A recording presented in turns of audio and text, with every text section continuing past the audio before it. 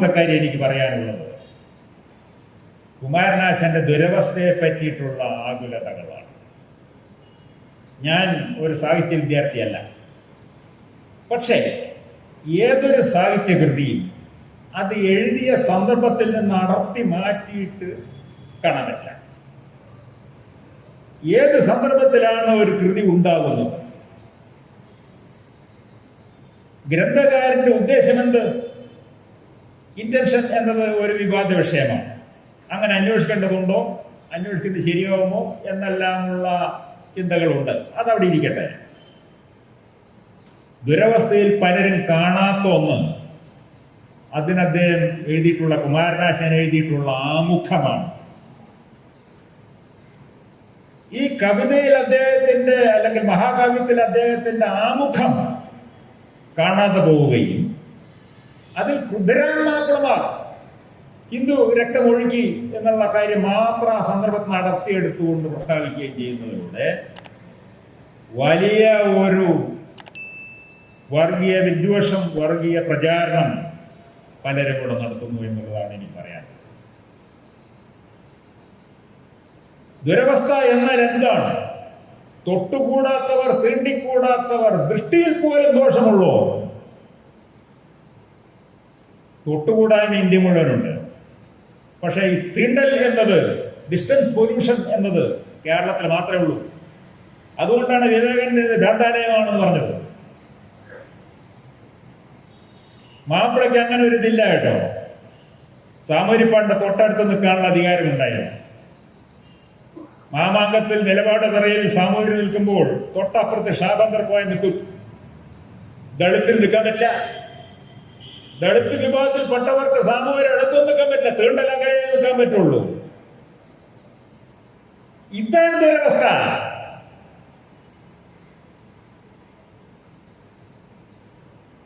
ആയിരത്തി 1921 കാലത്ത് ഇന്നൊക്കെ ധാരാളമായിട്ട് പ്രേമവിവാഹങ്ങളും മറ്റുമൊക്കെ നടക്കുന്നുണ്ട്. അതവിടെ ഇരിക്കട്ടെ. അത് ലവ് ജിഹാദ് എന്നൊക്കെ പറഞ്ഞിട്ട് വ്യാഖ്യാനിക്കുന്നുണ്ട്. അതൊക്കെ അവിടെ ഇരിക്കട്ടെ. ഒരു നമ്പൂരി യുവതി ഒരു ദളിത്തിനെ സ്വയം വരം ചെയ്യുക എന്നത് ആലോചിക്കാൻ കൂടി പറ്റുന്ന കാര്യമായിരുന്നില്ല. അതാണ് കുമാരനാശാൻ തന്റെ കൃതിയിലൂടെ നിർവഹിച്ച ദൗത്യം. പക്ഷെ അദ്ദേഹത്തിന് കിട്ടിയ വിവരങ്ങൾ നസ്രാണി ദീപികയിലും മലയാള മനോരമയിലും അന്നുണ്ട് കേട്ടോ. ഈ പത്രം ഇന്ന് ചെയ്യുന്ന തന്നെ അന്നും ചെയ്തത്.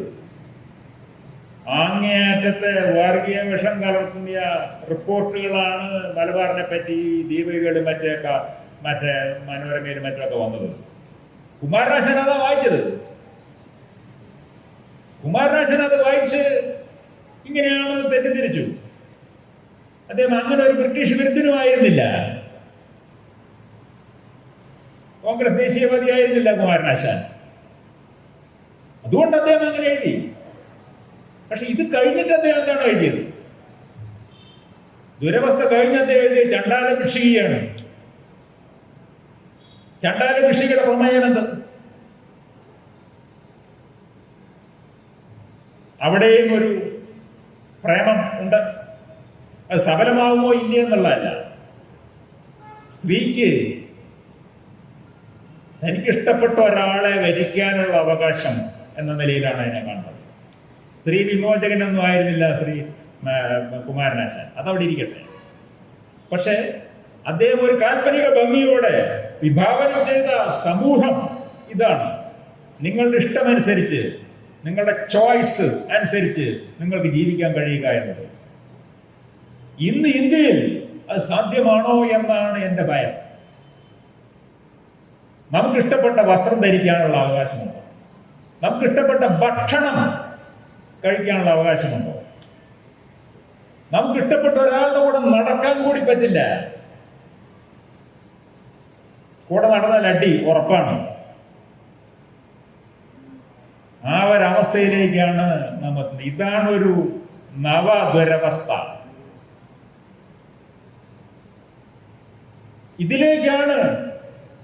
ഇതാണ് അതിന്റെ ആനുകാലികം എന്നത്. 1921 ആനുകാലികം അതാണ്. അത് അന്ന് നടന്നതല്ല. അതിന്റെ അനന്തരഫലങ്ങൾ, അതിന്റെ പ്രത്യാഘാതങ്ങൾ ഇങ്ങനെയാണ്. അപ്പോൾ സത്യം എന്ത് എന്ന് നമ്മൾ തിരിച്ചറിയണം. നിർബന്ധ മതപരിവർത്തനത്തെ പറ്റിയിട്ടും ക്ഷേത്ര നശീകരണത്തെ പറ്റിയും പരാമർശമുണ്ട്. ഒരു കാര്യം പറയട്ടെ, ബിർസ മുണ്ട എന്ന ആദിവാസി കലാപകാരിയെ പറ്റി നിങ്ങൾ കേട്ട് കാണും. ബിർസ മുണ്ട മാത്രമായിരുന്നില്ല കലാപകാരി. മുണ്ട എന്ന ഗോത്രവർഗം ഒരുപാട് ചെറുതും വലുതുമായ കലാപങ്ങൾ നടത്തിയിട്ടുണ്ട്. അതിൽ അവർ ചെയ്തിരുന്ന ഒരു കാര്യം ക്ഷേത്രത്തെ അശുദ്ധമാക്കുക എന്നതാണ്. ക്ഷേത്രത്തെ അശുദ്ധമാക്കുക എന്നത് മുണ്ട കലാപകാരികൾ ചെയ്ത കാര്യമാണ്. അതെന്താണ്? കീഴാള ചരിത്രകാരനായിട്ട് അറിയപ്പെടുന്ന രണജിത് ഗുഹ തന്റെ വിഖ്യാതമായ കർഷക കലാപത്തെ പറ്റിയുള്ള പഠനത്തിൽ അതിനെ നെഗേഷൻ, നിഷേധത്വം എന്നാണ് വിശേഷിപ്പിക്കുന്നത്. അതൊരു നിഷേധിക്കലാണ്. കാരണം ഗോത്രവർഗക്കാരായ മുണ്ടകളെ സംബന്ധിച്ചിടത്തോളം ക്ഷേത്രം എന്നത് അധികാരത്തിന്റെ, സവർണ മേധാവിത്വത്തിന്റെ, ബ്രാഹ്മണ്യത്തിന്റെ ഒരു പ്രഭവ കേന്ദ്രമാണ്, ഒരു സിംബളാണ്, പ്രതീകമാണ്. അപ്പോൾ അതിനെ അശുദ്ധമാക്കുക, അതിനെ ഇതാക്കുക എന്നാൽ അവിടെ ഒരു നിഷേധമുണ്ട്. ഞങ്ങൾ ഈ ബ്രാഹ്മണ്യത്തെ സ്വീകരിക്കുന്നില്ല, ഞങ്ങൾ ഈ ബ്രാഹ്മണ മേധാവിത്വത്തെ നിഷേധിക്കുന്നു. എങ്ങനെ? ബ്രാഹ്മണനെ തല്ലിയിട്ടോ കൊന്നിട്ടോ അല്ല, അവരുടെ ക്ഷേത്രത്തെ അശുദ്ധമാക്കി. ഇങ്ങനെയാണ് എല്ലാം എന്ന് ഞാൻ പറയുന്നില്ല, അന്വേഷിക്കേണ്ടതാ. പട്ടാളക്കാർ ക്ഷേത്രം നശിപ്പിച്ചിട്ടുണ്ട്. സുവർണ ക്ഷേത്രത്തിന്റെ നശീകരണത്തിൽ എൻ്റെ ഒരു ബന്ധു പങ്കാളിയായിട്ടുണ്ട്. അവൻ നേരിട്ട് പറഞ്ഞിട്ടുള്ള കാര്യം കേട്ട് ഞാൻ ഞെട്ടിപ്പോയി. പത്രത്തിൽ വന്നൊന്നും അല്ല കേട്ടോ.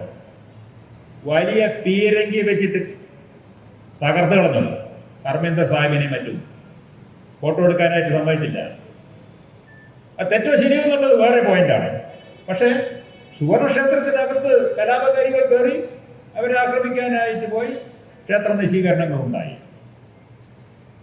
അതുപോലെ ക്ഷേത്രങ്ങൾ നശിപ്പിക്കുന്നതിൽ ബ്രിട്ടീഷ് പോലീസും വലിയ പങ്ക് വഹിച്ചിട്ടുണ്ട്. എല്ലാ ക്ഷേത്രങ്ങളും അങ്ങനെയാണ് നശിപ്പിച്ചതെന്ന് ഞാൻ പറയുന്നില്ല, അന്വേഷിക്കേണ്ടതാണ്. ഈയിടെ ഇറങ്ങിയ ഒരു പുസ്തകത്തിൽ IG അലക്സാണ്ടർ ജേക്കബ് ഒരു കാര്യം പറയുന്നു. മഫ്റ്റിയിൽ പോലീസുകാർ M5 എന്ന് പറയുന്ന ഒരു വിഭാഗത്തെ സൃഷ്ടിച്ചെന്നും അവർ മഫ്റ്റി വേഷത്തിൽ പലതരത്തിലുള്ള ആക്രമണങ്ങൾ നടത്തിയതായിട്ട് റിട്ടയർഡ് IPS ഉദ്യോഗസ്ഥനാണ് പറയുന്നത്. അത് വെറുതെ പറഞ്ഞല്ല, എഴുതിയതാണ്. ബോബി തോമസ് എന്ന വ്യക്തി എഡിറ്റ് ചെയ്തിട്ടുള്ള പുസ്തകത്തിൽ ഇദ്ദേഹത്തിന്റെ ഈ ലേഖനം നിങ്ങൾക്ക് കാണാൻ കഴിയും. എനിക്കത് പുതിയ അറിവായിരുന്നു. ആർക്കൈവ്സിലും മറ്റുമുള്ള രേഖകൾ പഠിച്ചിട്ടുള്ള ഇതെനിക്കൊരു പുതിയ അറിവാണ്. MSP ഉണ്ടാകുന്നത് ഈ ഒരു കാലഘട്ടത്തിലാണല്ലോ. അപ്പോൾ ഏക ഹേതു, ഒരു കാരണം മാത്രം വെച്ചുകൊണ്ട് ഒരു വിശദീകരണം നടത്താതെ വിവിധങ്ങളായ ഹേതുക്കളാൽ പ്രചോദിതമായ അതിൽ ദേശീയ പ്രസ്ഥാനത്തിന്റെ ഒരു ധാരയുണ്ട്, ഖിലാഫത്തിന്റെ ഒരു ധാരയുണ്ട്. ഖിലാഫത്തും ഒരു സിമ്പിളാണ്. എന്തുകൊണ്ട് ഗാന്ധിജി ഖിലാഫത്തിനെ ഏറ്റെടുത്തു? അതിന് പ്രതീകാത്മകമായിട്ട് ഹിന്ദു മുസ്ലിം ഐക്യമുണ്ടാക്കാനായിട്ട് ഒരു കെൽപ്പുണ്ടെന്ന് ഗാന്ധി കരുതി. അതുകൊണ്ടാണ് ഗാന്ധിജി ഖിലാഫത്ത് ഏറ്റെടുത്തത്. അത് കുറച്ചു കാലത്തേക്കെങ്കിലും പ്രാവർത്തികമായി. 1919 22 ഇടയിലുള്ള ഹിന്ദു മുസ്ലിം ഐക്യം ആധുനിക ഇന്ത്യ ചരിത്രത്തിലില്ല. കാരണം 1857 ശേഷം 1857 ഈ ഐക്യം അല്ലാതെ നമ്മൾ കണ്ടത്. അതിനുശേഷം അകൽച്ചയാണ് ഉണ്ടായത്. അത് ഭിന്നിപ്പിച്ച് ഭരിക്കുക എന്ന് ബ്രിട്ടീഷുകാരുടെ തന്ത്രം കൊണ്ട് തന്നെയാണ് കുറേയൊക്കെ ഉണ്ടായത്, മുഴുവനുമല്ലെങ്കിലും. അപ്പോൾ അതിനൊരു ബദലായിട്ട്, ഒരു പ്രതിവിധിയായിട്ട് ഗാന്ധിജി കണ്ട മാർഗമാണിത്. അത് എല്ലാവരും അതുപോലെ സ്വീകരിച്ചതെന്ന് വെച്ചാൽ ഇല്ല. നേരത്തെ ശ്രീ മനേതേന്ദ്രൻ തന്നെ പറഞ്ഞല്ലോ,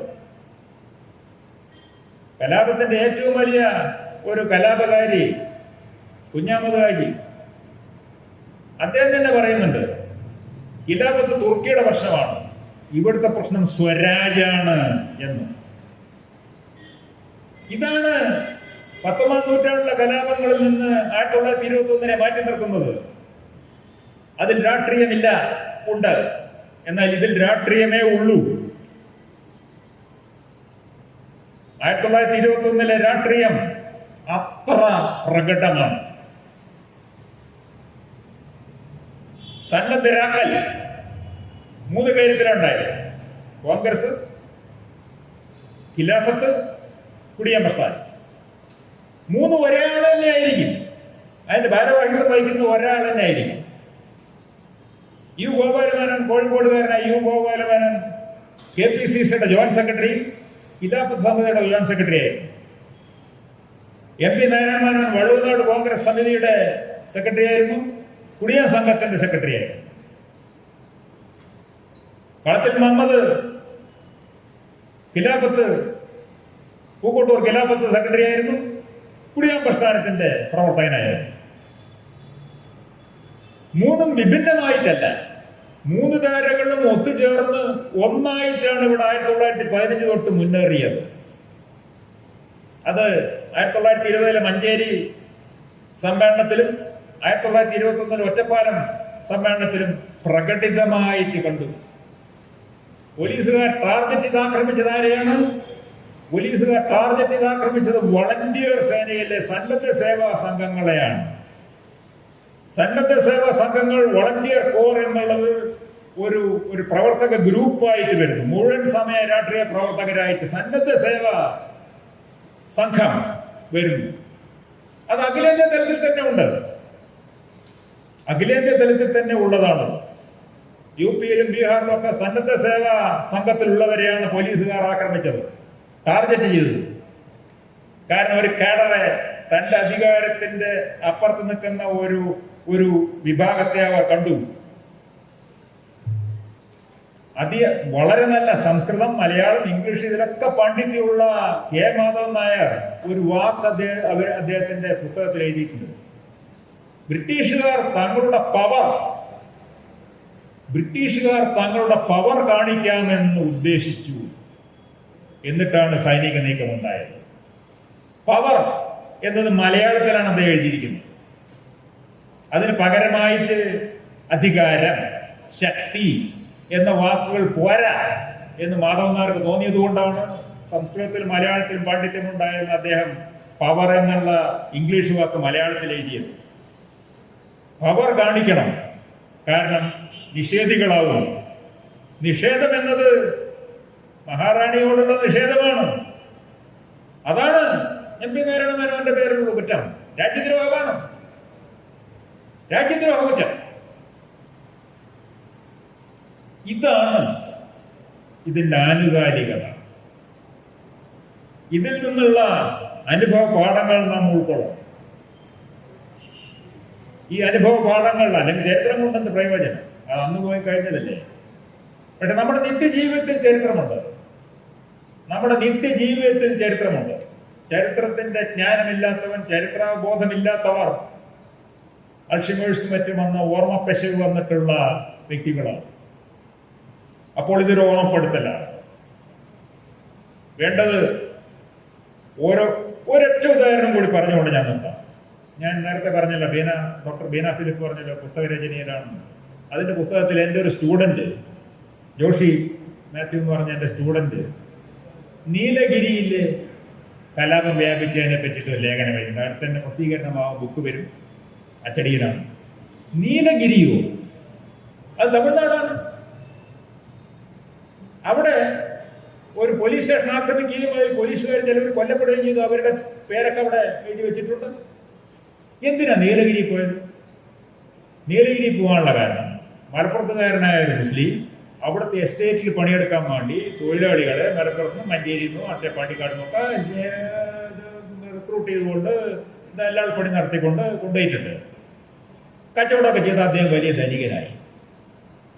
അദ്ദേഹം കലാപവിരുദ്ധനാണ്. അതുകൊണ്ട് ഇവർ വിചാരിച്ചു, ഇയാളെ അങ്ങനെ വിട്ടാൻ പറ്റില്ലല്ലോ, ഇയാളെ ഒന്ന് ആക്രമിക്കണം. പക്ഷേ വിവരം കിട്ടി, ഇവർ വരുന്നു എന്നുള്ള വിവരം കിട്ടി അദ്ദേഹം മുങ്ങി. അദ്ദേഹത്തിന്റെ കട കത്തിച്ചു, അദ്ദേഹത്തിന്റെ വീട് അടിച്ച് തകർത്തു, അത് എതിർത്ത പോലീസുകാരെ കൊന്നു. ഇതിനെപ്പറ്റി അദ്ദേഹത്തിന്റെ മകൻ എഴുതി വെച്ചിട്ടുണ്ട്. അത് അദ്ദേഹത്തിന്റെ മകൻ പേരക്കുട്ടി എൻ്റെ സ്റ്റുഡന്റിന് കൊടുത്തിട്ട് ആസ്പദമാക്കിയിട്ട് എഴുതിയിട്ടുണ്ട്. പറഞ്ഞു വരുന്ന ഇതാണ്, വല്ലാതെ വൈവിധ്യമുള്ള പ്രാദേശികമായ വ്യതിയാനങ്ങളുള്ള ഒരു കലാപത്തെ ഒറ്റ ഒരു കാരണം വെച്ചുകൊണ്ട് ഒറ്റ ഒരു ധാരയിൽ ഒതുക്കിക്കെട്ടി രാഷ്ട്രീയമായ ദുരുദ്ദേശം കൊണ്ട് വളച്ചൊടിച്ച് വിശകലനം ചെയ്യുന്നത് വലിയ പാതകമാണ്. ചരിത്രത്തിനോട് മാത്രമുള്ള പാതകമല്ല, മനുഷ്യത്വത്തോട് തന്നെയുള്ള നമ്മുടെ രാജ്യത്തിനോട് തന്നെ ചെയ്യുന്ന ഒരു പാതകമാണ്. അതുകൊണ്ട് തന്നെ ഇതുപോലെയുള്ള സംവാദങ്ങൾ ഉണ്ടാകണം. ഞാൻ ഒരിക്കൽ കൂടി ഇങ്ങനെ ഒരു സംവാദത്തിന് വേദി ഒരുക്കിയ ഇതിന്റെ ഭാരവാഹികളെ, ലൈബ്രറി കൗൺസിൽ ഭാരവാഹികളെ അനുമോദിച്ചുകൊണ്ട് എന്നെ അതിലെ 2 വാക്ക് പറയാൻ ക്ഷണിച്ചതിന് നന്ദി പറഞ്ഞുകൊണ്ട് നിർത്തുന്നു. നമസ്കാരം.